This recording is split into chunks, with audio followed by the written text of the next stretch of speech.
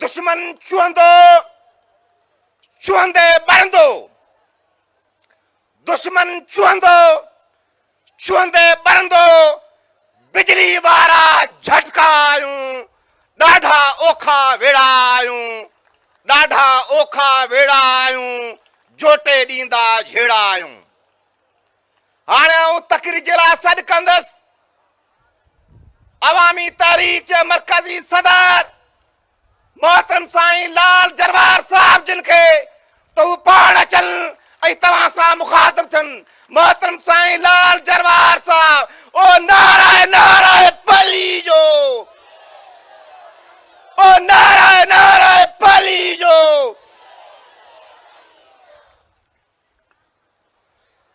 Stage ते वेठल सिंधियाणी तहरीक जूं भेनरूं, ॿिया मुंहिंजा दोस्तो, महिमानो, सिंधियाणी तहरीक जूं भेनरूं, पिंडाल में वेठल मुंहिंजा दोस्तो, साथियो, जीअं सिंध, जीअं असांजी हक़परस्त जदोजहद, जीअं असांजो क़ाइद मोहतरम रसूल बख्श पलीजो साहब। टाइम काफ़ी थी वियो आहे, तमामु थकल हूंदा, पर ॿ टे ॻाल्हियूं ज़रूरु करणियूं आहिनि। हिन खां अञा वधीक ॾुखिया ॾींहं असां ते अचणा आहिनि। हिन खां वधीक अञा असांखे ओजागा करणा आहिनि पंहिंजे वतन जे लाइ, पंहिंजी धरती जे लाइ, पंहिंजी सरज़मीन खे बचाइण जे लाइ। उन करे लतीफ़ साईं चयो आहे, ही तव्हां थोरड़ियूं जे तो भोरा भाइयूं, रातियूं ॿियूं घणियूं जे ईंदियूं तो हेकले। ही जेके 2 कलाक असांखे वधीक विहणा पिया, इहे थोरड़ियूं ॻाल्हियूं आहिनि, पर अञा सिंध जे मथां जेको हिननि कहर कड़कायो आहे, उन कहर जे ख़िलाफ़ जॾहिं अवामी तहरीक अञा एहतजाज कंदी आहे, मैदान ते ईंदी, हिन खां वधीक असांखे तकलीफ़ूं सहणियूं पवंदियूं, ओजागा करणा पवंदा। उनजे लाइ असांखे तयारु रहणु खपे। साथियो, अॼु हिन जुगशाही जे पथरीले पट ते हीअ हज़ारनि जी तइदाद में ही सिंधियाणी तहरीक जूं भेनरूं ॾिसी, हीअ असांजा साथी ॾिसी, ही औरतूं, मर्द ऐं ॿार ऐं ॿुढा ॾिसी, तव्हांजो ही मुनज़िम जलसो ॾिसी, तव्हांजा जोश ऐं जज़्बा ॾिसी, तव्हां जूं हिमतूं ॾिसी, तव्हां जूं ज़रूरतूं ॾिसी, सिंध जा घणघुरा, पाकिस्तान जा घणघुरा ऐं मज़लूम इंसाननि जा घणघुरा, मज़लूम तहरीकनि जा घणघुरा ख़ुशि थिया हूंदा। ऐं असांजा दुश्मन, असांजा वेरी, असांजा कातिल, असांजा जलाद, उन्हनि जे महलनि में ज़रूरु ज़िलज़िला आया हूंदा। ही कामयाबी आहे, ही कामयाबी आहे, ही कामरानी आहे, ही हिकिड़ो हिन दौर जो मौजज़ो आहे, जिथे ही नफ़्सा नफ़्सी जो आलम हुजे, बुख हुजे, बेरोज़गारी हुजे, माण्हुनि वटि पैसा न हुजनि, पाणी न हुजे, ॾुकार ऐं कहत वारी सूरत हाल हुजे। उन सूरत हाल मंझि हेतिरा माण्हू गॾु करणु ऐं मुनज़िम अंदाज़ में ही बीहणु, इहो हिन दौर जो वॾे मां वॾो मौजज़ो आहे। इहो मौजज़ो आहे तव्हांजो, इहो मौजज़ो आहे पार्टी जो, इहो मौजज़ो आहे हर हिकु कारकुन जो, इहो मौजज़ो आहे सिंधियाणी तहरीक जे भेनरनि जो, इहो मौजज़ो आहे रसूल बख्श पलीजे जो, इहो मौजज़ो आहे रसूल बख्श पलीजे जे फ़िक्र जो, इहो मौजज़ो आहे रसूल बख्श पलीजे जे इनकलाबी नज़रियाती पोरियत वाट जो। ऐं इहो मौजज़ो हैरत अंगेज़ मौजज़ो आहे जो हिन दौर में असीं हेतिरा सारा गॾु थिया आहियूं ऐं मुनज़िम अंदाज़ में वेठा आहियूं। दोस्तो ऐं साथियो, रसूल बख्श पलीजो साहब, तव्हां ऐं असीं आशिक़ आहियूं उन्हनि इंसाननि जा जिन सां लतीफ़ इश्क़ कयो, जिन खे लतीफ़ पंहिंजी शाइरी में ॻाए वॼाए अज़ीम करे छॾियो। उहे अवाम, मज़लूम ऐं मिसकीन माण्हू लतीफ़ जा उहे आशिक़ हुआ, रसूल बख्श पलीजे जा उहे आशिक़ हुआ, ऐं रसूल बख्श पलीजो बि उन्हनि जो आशिक़ हो, लतीफ़ बि उन्हनि जो आशिक़ हुयो। तव्हां ऐं असां बि उन्हनि जा आशिक़ आहियूं जेके मज़लूम आहिनि, ग़रीब आहिनि, मिसकीन आहिनि, ॾुतड़ियल आहिनि, लावारस आहिनि, जेके पटनि मंझि पिया आहिनि। ऐं पलीजे साहिबु छा कयो?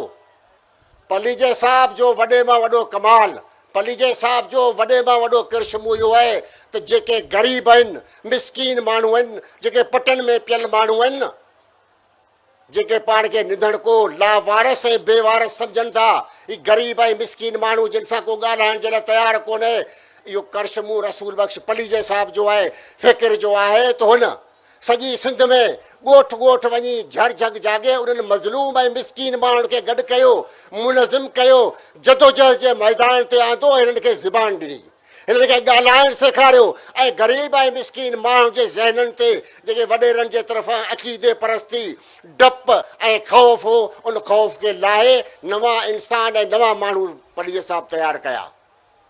बुझे बुझे से पड़े थे जो रह गुज़ारू में बना दिया उन्हीं ज़रूं को कहकशां तूने।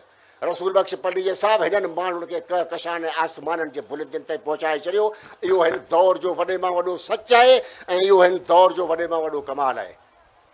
उन करे पलीअ साहिबु उन्हनि माण्हुनि जी ॻाल्हि कई जेके माण्हू बाज़मीर हुआ ऐं लतीफ़ बि उन्हनि माण्हुनि खे ॻायो आहे जेके माण्हू पंहिंजे दौर जा बाज़मीर हुआ, बाशऊर हुआ, जिन कॾहिं पंहिंजे वतन सां पंहिंजी धरती सां गद्दारी कान कई, पर कुर्सी एवज़ इक़्तिदार जे एवज़ महलनि ऐं मारियुनि ते हुननि पंहिंजो ज़मीर कोन विकिरो कयो। रसूल बख्श पली जे बि उन्हनि जी ॻाल्हि कई, लतीफ़ बि उन्हनि जी ॻाल्हि कई। इयन मारुनि रीत जी सैन मटाइनि सोन ते अची उमर कोट में कजिस कान कुरीत पखनि जी प्रीत माड़ीअ से न मटिया।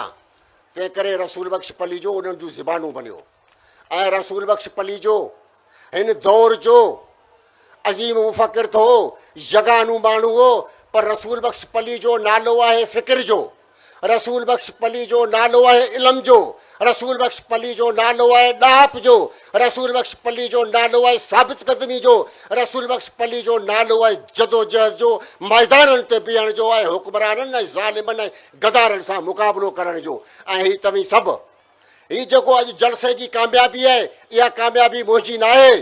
हिन कामयाबी जे पुठियां उहे असांजा गुमनाम सिपाही आहिनि, SST जा शागिर्द, SBT जा ॿार, सिंजाणी तहरीक जूं भेनरूं, हीअ असांजा सकाफ़ती जेके प्रोग्राम थियनि था उहे भेनरूं, अवामी तहरीक, हारी तहरीक ऐं मज़दूर तहरीक जा असांजा दोस्त, जिन सॼी सिंध मंझां ॻोठनि मंझि विया आहिनि, चंदा गॾु कया अथनि, माण्हू गॾु कया अथनि, हिते आया आहिनि। तव्हीं सही सूरमा आहियो, तव्हीं लतीफ़ ऐं पलीअ साहिब जा सही पैरोकार आहियो ऐं हक़ीक़त में सही ऐं सचा ऐं वॾा माण्हू तव्हीं आहियो। असीं रुॻी तक़रीरूं कंदड़ आहियूं, पर हिन जलसे जी कामयाबी जो दारो मदार उन्हनि माण्हुनि ते आहे जिन माण्हुनि कॾहिं बि स्टेज ते कोन आया, कॾहिं बि हुननि तक़रीर कान कई, कॾहिं हुननि फोटो कोन कढायो, हुननि सिर्फ़ु महिनत कई, हुननि पंहिंजा घर छॾिया, हुननि पंहिंजो धंधा फिटाया ऐं ॻोठ ॻोठ वञी चंदा कया आहिनि। हिन सहरो हिन जलसे जी कामयाबी जो तव्हां ते आहे ऐं इहो ई असांखे रसूल बख्श पली जो साहिबु पैगाम ॾेई वियो आहे। हिन वक़्तु जेका सूरत हाल आहे उहा तव्हांजे साम्हूं आहे। असांखे हिननि पाकिस्तान जे हुक्मराननि गुज़िरियल 74 सालनि खां वठी हिकिड़ियूं इंतिहाई ख़ूबसूरत ॻाल्हियूं ॿुधायूं। अॼु हिस्ट्री आहे सॼी, उहा सॼी हिस्ट्री आहे हिकिड़ी। उहा हिस्ट्री असांखे ॿुधाए थी त असांखे रुॻी ॻाल्हियूं ॿुधायूं वियूं। पाकिस्तान के हुक्मरानों ने पाकिस्तान के अवाम को सिर्फ बातें सुनाई है, खूबसूरत बातें, ज़बरदस्त बातें, हसीन बातें, अवाम की बातें, मुल्की मफाद की बातें, मुल्की खुद मुख्तियारी की बातें। लेकिन क्या क्या है उन हुक्मरानों ने, इन हुक्मरानों की पॉलिसी क्या है इस मुल्क के बारे में, इस मुल्क के अवाम के बारे में। इन हुक्मरानों ने गुज़श्ता 76 बरसों से हमारे अवाम को दिया क्या है? इन्होंने क्या किया है? मुल्क को लूटा है। सिर्फ एक अशराफिया है वो मुल्क पर काबिज है। इसलिए हम चाहते हैं कि सिंध के अवाम, पाकिस्तान के मजलूम अवाम, बलोच, कश्मीरी, गिलगिती, पख्तून, सारे अवाम सराइकी, सारे अवाम आपस में मुत्तहद होकर, मुलजिम होकर, इन जालिम खंजीरों के खिलाफ मुत्तहद होकर, मुलजिम होकर अपनी जदोजहद जारी रखें। ये हमारा पैगाम है। ये पैगाम सिर्फ हम सिंध में नहीं देंगे, लेकिन ये पैगाम हम पंजाब तक पहुँचाएंगे, बलोचिस्तान के मजलूम अवाम तक पहुँचाएंगे, खैबर पख्तूनख्वा के मजलूम अवाम तक पहुँचाएंगे। असीं समझूं था त ही हुक्मरान, ही पाकिस्तान जा हुक्मरान पोइ लॻा अथव गोएबल्स जा। गोएबल्स जेको हिटलर जो वज़ीर हो, प्रोपेगेंडा जो वज़ीर हो, जंहिंजो कमु हो त वॾे मां वॾो कूड़ आणी माण्हुनि खे मुंझायो, माण्हुनि खे बरगलायो, उन्हनि खे मोॻो मटर करे पंहिंजे पोयां हलायो। जेकॾहिं हींअर गोएबल्स ज़िंदा थी अचे त हिननि हुकमराननि जा कारनामा ॾिसी उनजो कंध बि शर्म मां झुकी वञे। हीअ एॾा फराडी ऐं कूड़ा आहिनि। हिननि असांखे 76 सालनि खां वठी कूड़ ॿुधाया आहिनि। कूड़ हिननि असांखे कहिड़ा ॿुधाया आहिनि त पाकिस्तान जी ख़ुदि मुख़्तियारी ते असीं सौदेबाज़ी कॾहिं बि कोन कंदासीं।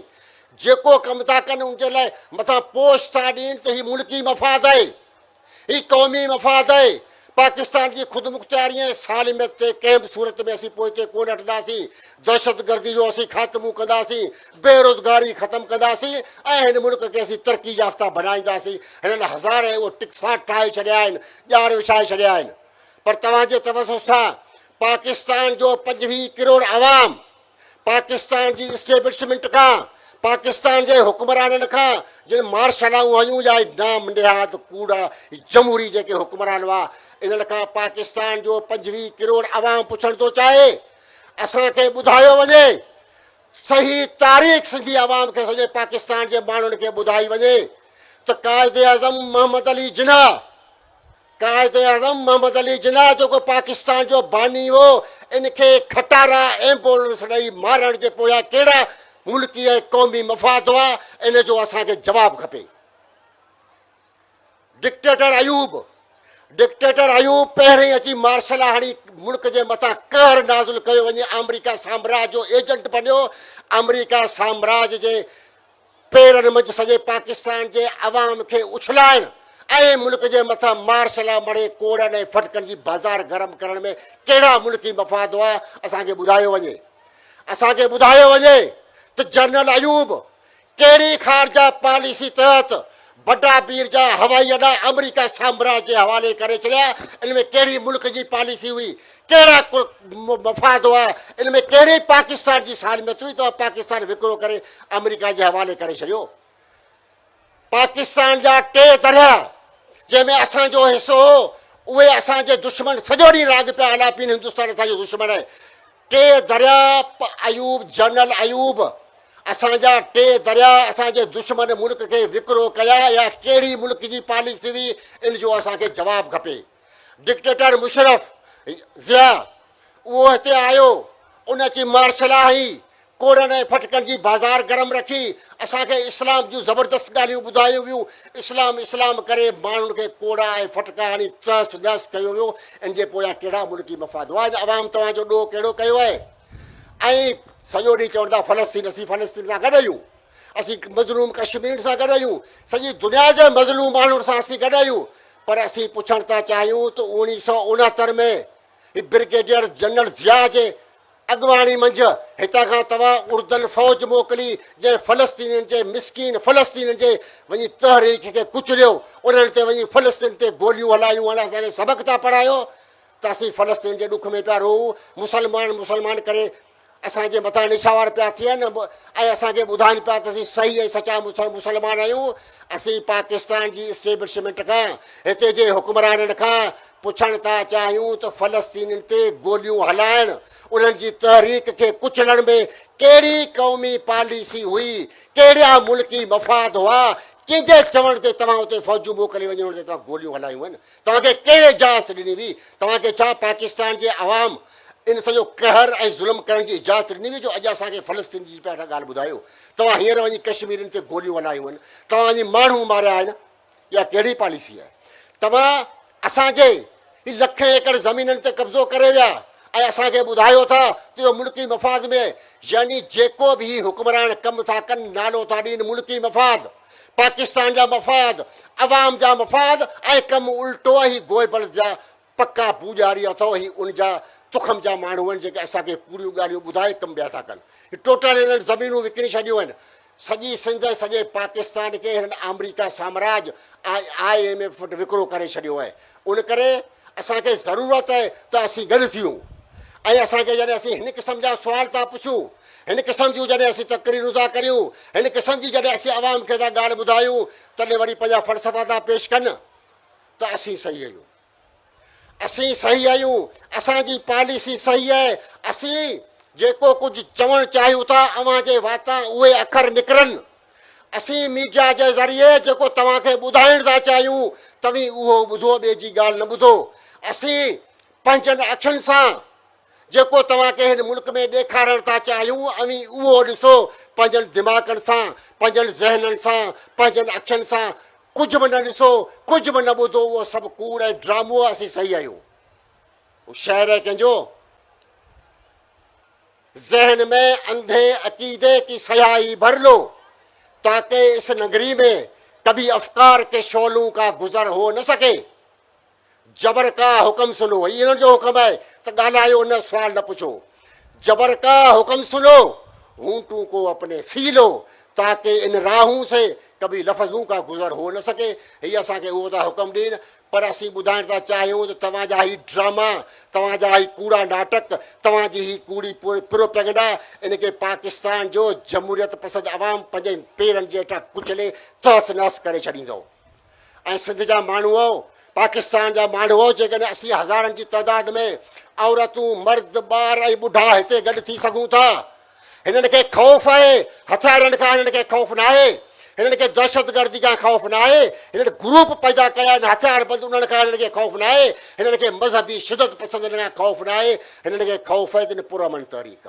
हिननि खे ख़ौफ़ आहे हिननि गीतनि खां हिननि खे ख़ौफ़ आहे हिननि तक़रीरनि खां हिननि खे ख़ौफ़ आहे हिननि टेबलनि खां हिननि खे ख़ौफ़ आहे हिन सकाफ़त ऐं कल्चर खां शेर व शायरी से डरते हैं ये कम नज़र रोशनी से डरते हैं ही रोशनी है चवनि था इहा बंदि करियो हथियार खणो पर असीं ॿुधाइण था चाहियूं त अवामी तहरीक पुरअमन जमहूरी जदोजहद जारी रखंदी ऐं असीं हिन खां बि अॻिते वधी जॾहिं तव्हांखे सॾु ॾियूं त ही सॼी सिंध जा माण्हू ही हज़ारे औरतूं मर्द ॿार ऐं ॿुढा पंहिंजनि ज़मीननि खे बचाइण जे लाइ पंहिंजनि वसीलनि खे बचाइण जे लाइ पंहिंजे सिंधू दरिया खे जेको क़तल कयो पियो वञे असांजी नसलकुशी कई पई वञे उनखे बचाइण जे लाइ हज़ारनि जी तइदाद में पलीजो साहिबु चवंदो हो त रुखी मानी ऐं बसर जो ॻंढ ॿधी हैदराबाद कराची पहुचो त तव्हीं कराची पहुचंदा एहतिजाज कंदा पंहिंजे सिंध ऐं वतन खे बचाइण जे लाइ सिर धड़ जी बाज़ी लॻाईंदा ऐं ॿिए पासे वरी हिकिड़ो ॿियो नाटक पियो हले उहो नाटक इहो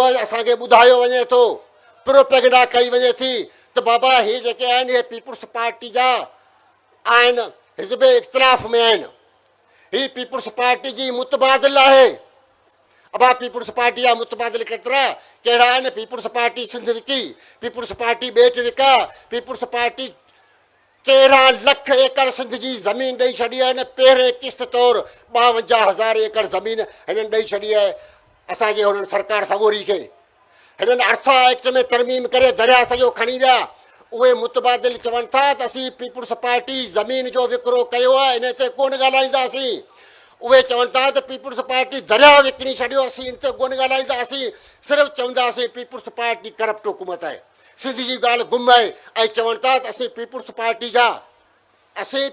पार्टी जा मुखालिफ़ में आहियूं असीं पीपुल्स पार्टी जे ख़िलाफ़ आहियूं असीं पीपुल्स पार्टी जो मुतबादिल आहियूं अब पीपुल्स पार्टी में बि गद्दार वॾेरा ही गादी नशीन ही सरदार ही जागीरदार ऐं ॿियो वरी इतिहाद असांखे ठाहे ॾिनो वियो आहे उहो इतिहाद ठाहे ॾिनो वियो उहो बि सरदारनि जो उहो बि गादी नशीननि जो उहो पीरनि ऐं मीरनि जो उहे माण्हू जेके अॻ में हुकूमतूं करे चुका आहिनि तव्हां ताज़ो इन्हनि पीरनि ऐं गादी नशीननि जागीरदारनि जी तव्हां प्रेस कॉन्फ्रेंस ॿुधी हूंदी हू चवनि था त पीपुल्स पार्टी दागिल पार्टी आहे उन सिंध खे विकिरो कयो आहे असीं बेदाग आहियूं तंहिं करे इहो दाग जो ठपो असांजे जिस्म ते भाड़ो असांखे कुर्सी ॾियो असीं जल्दी तव्हांखे सिंध खपाए ॾींदासीं ऐं उन्हनि पीरनि ऐं गादी नशीननि जे पोयां हिकिड़े पासे असांजा हिकिड़ा क़ौम परस्त बीठा आहिनि ॿिए पासे असांजा ॿिया क़ौम परस्त बीठा आहिनि ही मोह ॾेई बन तूं वेह खाई न मरी जेसे मली रॼायूं तोसी संग न कनि तूं कीअं मंझां तिन थी पाण कोठाईअ मारवी हिकिड़े पासे तव्हीं सिंध सिंध था करियो हिकिड़े पासे सिंध जे ॾुख में रो ऐं ॻोढ़ा पिया ॻारियो ऐं ॿिए पासे चओ था त असीं जागीरदारनि सां इताद कंदासीं जिन जागीरदारनि ही गादी नशीननि वहम परस्ती में सॼी क़ौम खे तबाह करे छॾियो आहे वरी चवंदा असीं उन गादी नशीननि सां इतिहाद कंदासीं उन्हनि जी अॻुवाणी में असीं हलंदासीं ऐं असीं पीरनि सां गॾिजी गादी नशीननि सां गॾिजी जागीरदारनि सां गॾिजी असीं क़ौम जे निजात जी लड़ाई विढ़ंदासीं इहा निजात जी लड़ाई कूड़ी आहे पीपुल्स पार्टी जी लड़ाई कूड़ी आहे इन वॾेर के इतिहाद जी लड़ाई कूड़ी आहे सचा आहियो सिर्फ़ु तव्हीं आहियो सचा आहियो सिर्फ़ु तव्हीं आहियो, सचो आहे त सिर्फ़ु अवाम आहे, ही मज़लूम ऐं मिसकीन माण्हू आहिनि, ॿियो को बि कोन्हे। उन करे मिसकीन माण्हुनि खे गॾु थियणु खपे, मज़लूम माण्हुनि खे गॾु थियणु खपे। लीडर न खपनि, न खपनि, न खपनि। असांखे मज़बूत पार्टियूं खपनि, असांखे मज़बूत तनज़ीम खपे, असांखे मज़बूत कारकुन खपनि, असांखे मज़बूत पढ़िया लिखिया ऐं सम्झदार माण्हू खपनि, त सिंध तब्दील थी वेंदी। अचो, मुनज़िम थियो, गॾु थियो ऐं पुरअमन जमहूरी जदोजहद जारी रखो। तव्हांजी महिरबानी।